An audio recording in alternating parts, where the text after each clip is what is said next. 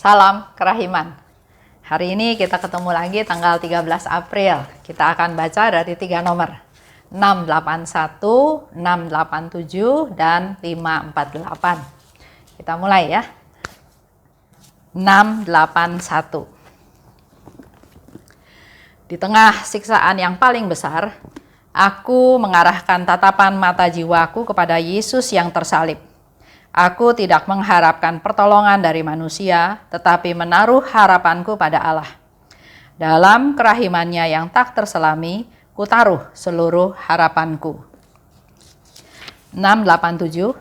Pernah ketika aku melewati lorong menuju ke dapur, aku mendengar kata-kata ini dalam jiwaku. Daraskanlah tanpa henti koronka yang telah kuajarkan kepadamu. Barang siapa mendarasnya akan menerima kerahiman yang besar pada saat kematiannya. Hendaklah para imam menganjurkan doa ini kepada para pendosa sebagai harapan terakhir untuk beroleh keselamatan. Bahkan kalau ada seorang pendosa yang sangat keras hatinya, asalkan ia mau mendaras koronka ini 1 kali saja, ia akan menerima rahmat dari kerahimanku yang tak terbatas. Aku ingin agar seluruh dunia mengenal kerahimanku yang tak terbatas. Aku ingin memberikan rahmat yang tak terbayangkan kepada jiwa-jiwa yang berharap pada kerahimanku. 548. Tiba-tiba aku mendengar kata-kata ini di dalam jiwaku. Putriku, aku menjamin adanya pemasukan tetap untuk menopang hidupmu. Tugasmu adalah menyerahkan diri sepenuhnya kepada kebaikanku, dan tugasku adalah memberikan semua yang engkau butuhkan. Aku akan membuat diriku terikat pada harapanmu. Kalau harapanmu besar, maka kemurahan hatiku akan tanpa batas. Di tengah siksaan yang paling besar, itu Suster Faustina sharing ya, cerita sama kita semua bahwa dia yang hidupnya juga begitu dekat dengan Tuhan mengalami siksaan yang berat, yang besar. Sehingga dia katakan di tengah siksaan yang paling besar, memang Suster Faustina tidak sebutkan ya apa siksaannya. Karena menurut saya kadar siksaan juga berbeda-beda. Contoh ya, ada seorang ibu yang jadi gila gara-gara suaminya nggak setia. Tapi ada ibu lain yang suaminya nggak setia, ya udah biarin dia nggak setia, saya juga nggak setia. Atau ada lagi yang lain, dia nggak setia, oke, saya akan cari kesempatan untuk membalas, untuk membuat dia tidak berdaya, untuk ya banyak hal ya. Jadi saya cuma mau kasih contoh bahwa setiap penderitaan yang diderita oleh kita itu berbeda-beda. Penerimaannya, pengalamannya, dan reaksi daripada setiap orang yang mengalami penderitaan. Tapi di sini Suster Faustina katakan siksaan yang paling besar. Kalau kita baca diary Faustina, dia bahkan nggak mau penderitaannya itu ketahuan. Nggak usah sama teman-temannya, nggak usah sama sesamanya. Sama Tuhan pun dia kalau bisa, Tuhan juga nggak tahu bahwa dia menderita ya. Itu mau menunjukkan bahwa dia bukan orang yang suka berkeluh kesah, yang bukan pamer, bukan mau kasih tahu bahwa saya menderita, bahwa saya susah, enggak. Dia orang yang enggak mau cerita apa-apa. Tapi di sini dia katakan, di tengah siksaan yang paling besar, aku mengarahkan tatapan mata jiwaku kepada Yesus yang tersalib. Dia mengarahkan pandangannya pada Yesus yang tersalib, Yesus yang menderita, Yesus yang gak berdosa tapi harus dicambuk, dipukul, Yesus yang begitu baik, yang setiap hari mengajarkan, mewartakan kerahiman Tuhan, tentang memberitakan tentang kerajaan Allah, tentang kehidupan kekal, yang mengampuni orang berdosa, yang menyembuhkan orang sakit ya. Semua perbuatan Yesus itu adalah perbuatan-perbuatan yang baik. Tapi apa reaksi daripada manusia? Bunuh dia, salibkan dia, menyiksa dia. Padahal Yesus nggak bersalah. Nah, dengan Suster Faustina memandang Yesus yang tersalib, kembali lagi penderitaannya itu tetap masih nggak ada apa-apanya dibandingkan dengan penderitaan Yesus. Dan di situ dikatakan juga, aku tidak mengharapkan pertolongan dari manusia. Bagaimana dengan kita? Kalau kita susah, biasanya kita kan pengen orang lain tahu. Bahkan kalau bisa seluruh dunia tahu, saya nih susah. Saya nih ditipu orang, saya nih dirugikan orang. Ingin dapat simpati, ingin dapat empati, ingin dibela sama orang. Tapi kalau Suster Faustina justru dia nggak mau kasih tahu. Orang-orang jangan tahu. Dan dia nggak mau minta pertolongan dari manusia. Dia tahu sumber kekuatan dia adalah Tuhan. Dia tahu yang menyelamatkan dia, yang menguatkan dia, yang menyegarkan dia, yang memberi dia hidup itu adalah Tuhan. Jadi dia betul-betul percaya hanya mengandalkan Tuhan. Dan dia menaruh harapannya pada Allah.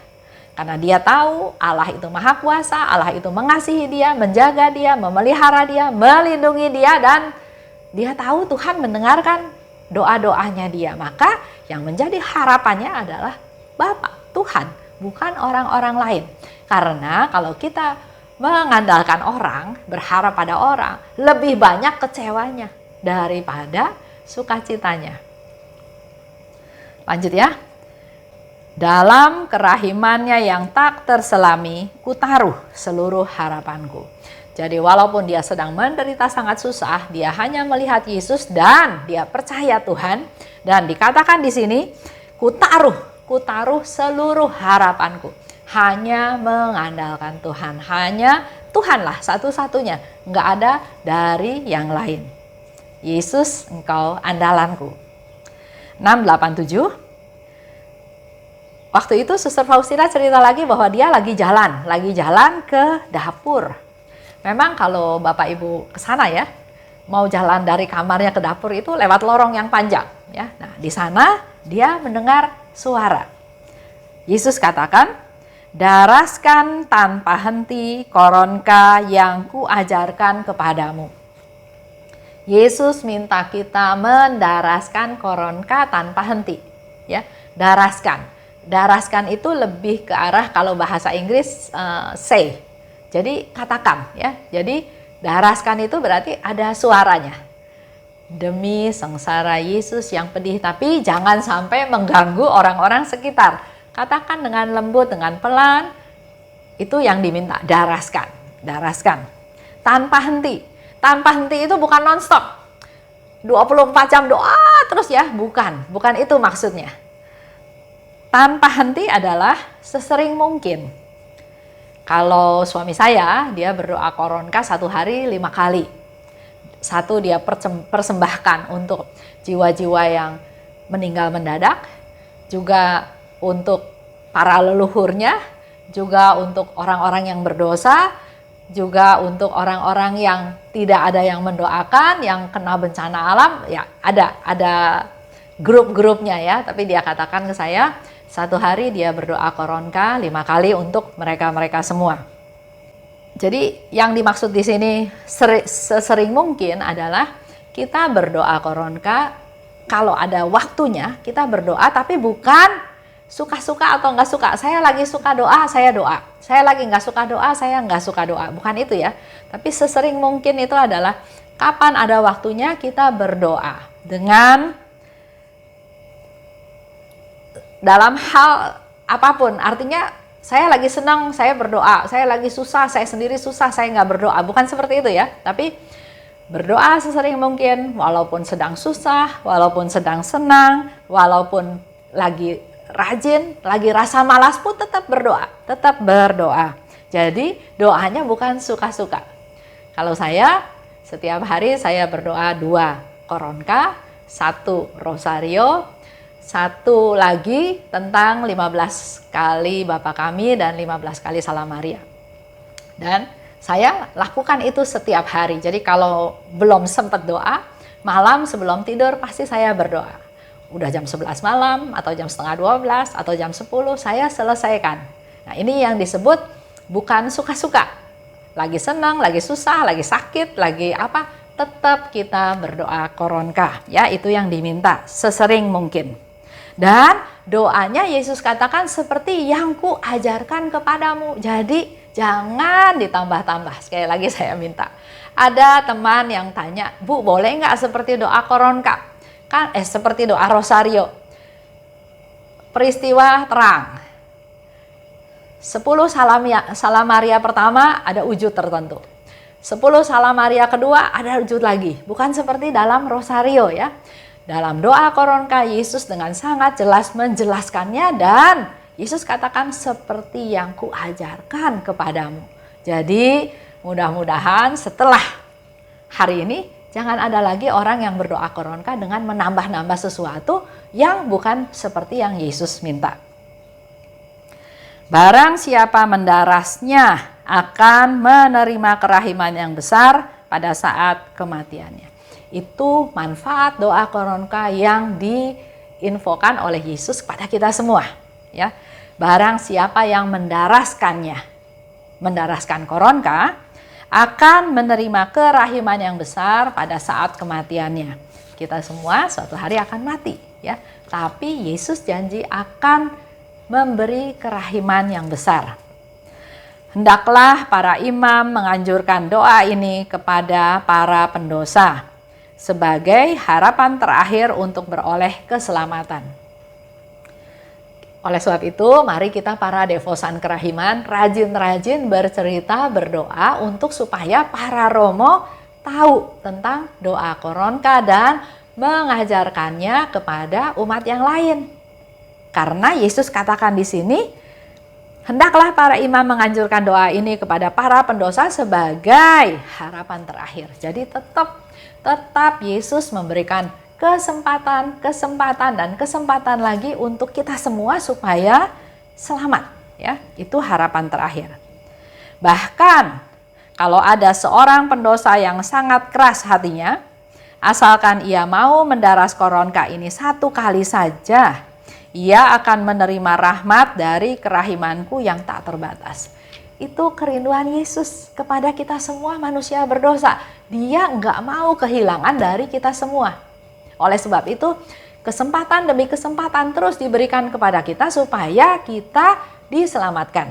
Bahkan di sini dia katakan, asalkan orang itu mau daras koronka 1 kali aja dengan sungguh-sungguh, ya, maka ia akan menerima rahmat dari kerahimanku.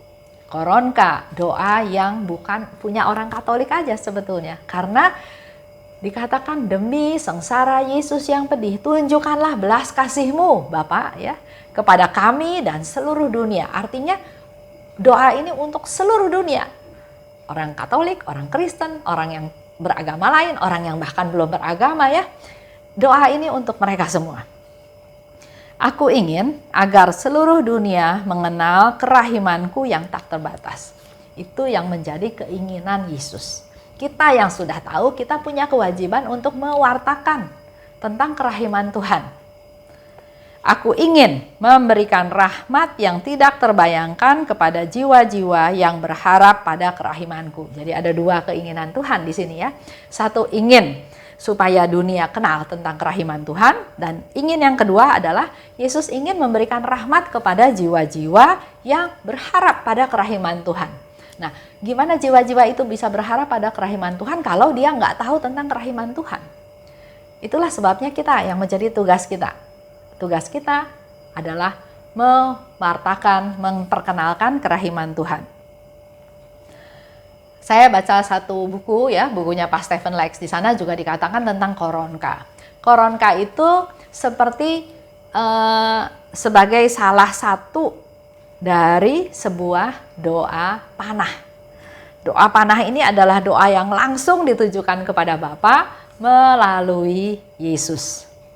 Yesus yang taat pada Bapanya. Yesus yang rela menderita, yang rela dicambuk, yang rela mati di salib untuk supaya rencana Bapa terlaksana untuk keselamatan kita semua manusia berdosa. Oleh sebab itu, dengan ketaatan Yesus seperti itu, maka Yesus menebus seluruh dosa dari seluruh dunia. Jadi, itulah salah satu istilah ya yang saya juga baru baca dari buku. Doa koronka boleh juga dianggap sebagai salah satu doa panah yang tertuju langsung pada Bapa melalui Yesus putranya yang taat pada Bapa. Mari Bapak Ibu semakin rajin berdoa koronka, karena melalui doa koronka banyak sekali janji-janji yang Tuhan berikan kepada kita. Terima kasih, salam kerahiman.